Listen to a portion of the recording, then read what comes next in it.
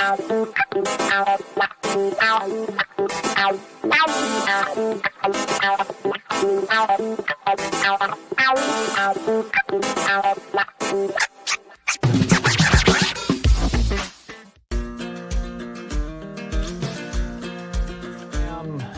the line with us is a journalist with the Daily Poster, David Srota's publication, dailyposter.com, Julia Rock.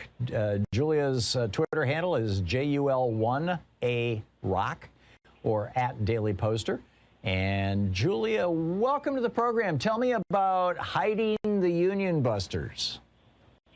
Thanks so much for having me.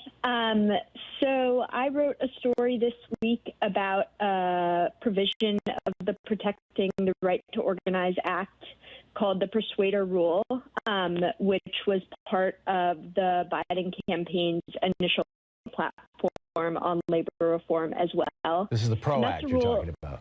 The PRO Act, yep. Right. And that's a rule that would require... Forgive the interruption, which has not been passed. Just I'm concerned about people being confused about it, not, you know. So, exactly. Right. Yes. It has 47 co-sponsors in the Senate right now. Forgive my interruption, Julia. Go for it.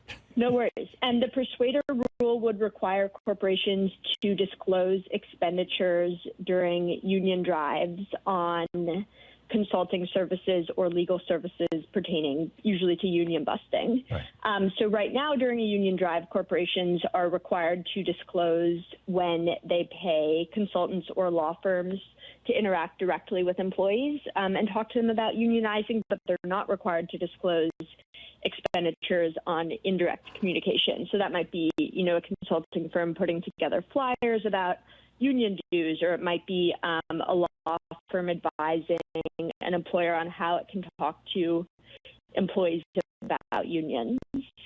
And this was a story about the legal industry's efforts to make sure that the Persuader Rule isn't passed either through the PRO Act or through executive order. So the American Bar Association has long opposed the Persuader Rule and lobbied against efforts to pass it either through legislation or executive order. So basically there's a little mini industry within the legal profession, and I shouldn't say a little mini industry, this is a multi-billion-dollar-a-year industry of union busting, and the American Bar Association is trying to protect this. Obviously, you know, if you look at, in fact, I thought one of the most fascinating parts of your article was, you know, what Amazon did. You want to fill us in on that? Yeah. So during the Amazon union election in Alabama, the company had kind of a remarkable set of tactics to prevent workers from, or to encourage workers to vote against the union, which included like multiple text messages a day that the company was sending to workers about, you know, why the union would be bad for them, mailers that were being sent to the employees, bonuses they offered to employees to quit before the election happened, and presumably there were, you know, big law firms or consulting firms that were kind of advising Amazon on how to do this. Like you said, it's you know, there are hundreds of $millions a year that these law firms and consultants make in the business of advising on union busting.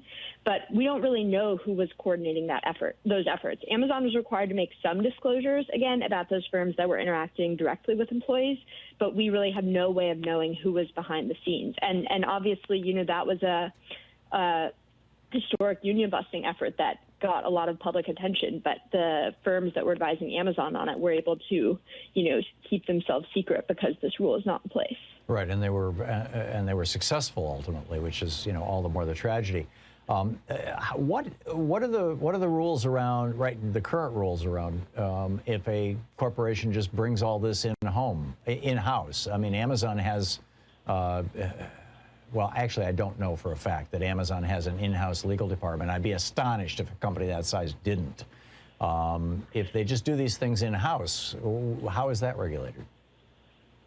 Yeah, so it's not my understanding that this rule would apply to that. I do think, though, there, you know, a lot of these big firms, you've probably heard some of the names like Ogletree Deakins, Morgan Lewis, that really are known for what they brand as their union avoidance services are typically brought on to help coordinate these campaigns. So there's not kind of a requirement, if Amazon is paying its own lawyers to do this, but if they are bringing on these outside firms, then that is when this rule would be triggered. So you started this conversation. We're talking with Julia Rock, a journalist with the Daily Poster, dailyposter.com. You started pointing out that the Biden administration campaigned on the PRO Act. This is, this legislation that would strengthen the right of unions to unionize and the right of people who want to have a union to get it.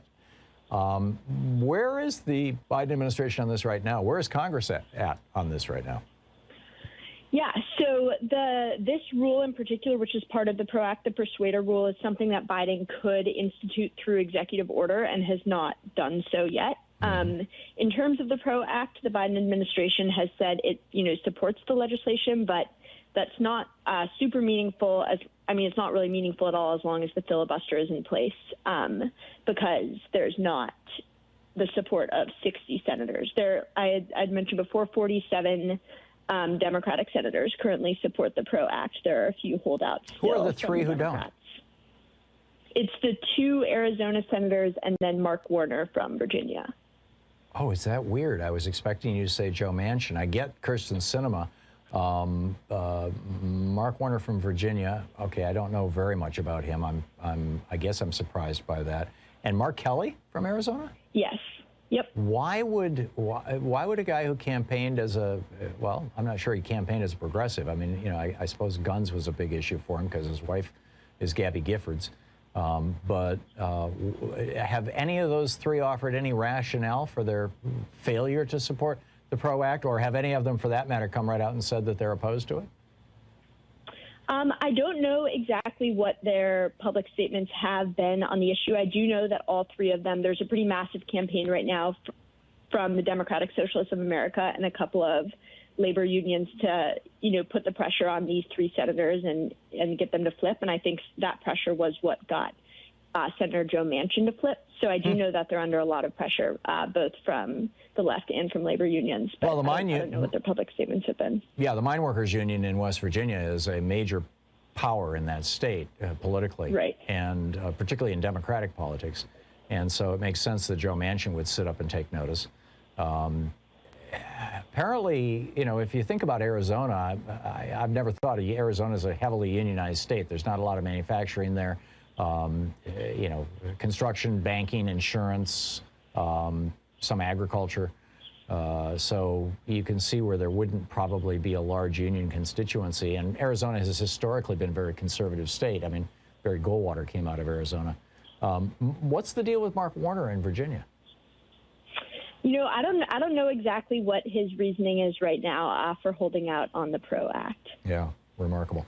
And so finally, we're talking with Julia Rock, a journalist with the Daily Poster, dailyposter.com. What can average Americans, what can we do to encourage Congress to pass the PRO Act, or just to this smaller and, arguably finer point that you're making about, what Joe Manchin could do by executive order? What can we do to try to advance this process? Yeah, so the DSA coalition with national labor unions that I'd mentioned before that is working on the PRO Act, I think has been really effective so far and is definitely worth plugging into. I think that campaign reached 1 million calls they had made in their phone banking efforts sometime last week. So I think that's probably the best option for plugging in to push the PRO Act forward, get these and forgive me for not remembering, is there a link to that in your article? No, I don't think there is, but we have covered the DSA PRO Act campaign previously at the Daily Poster, so and there is a link in that article. Yeah, people could just plug it into a search engine and check it out and find out how it works. That's great. Julia Rock, you're doing great work there at the Daily Poster, dailyposter.com. Thanks so much for dropping by today. Thanks for having me. My pleasure, and very nice meeting you. We will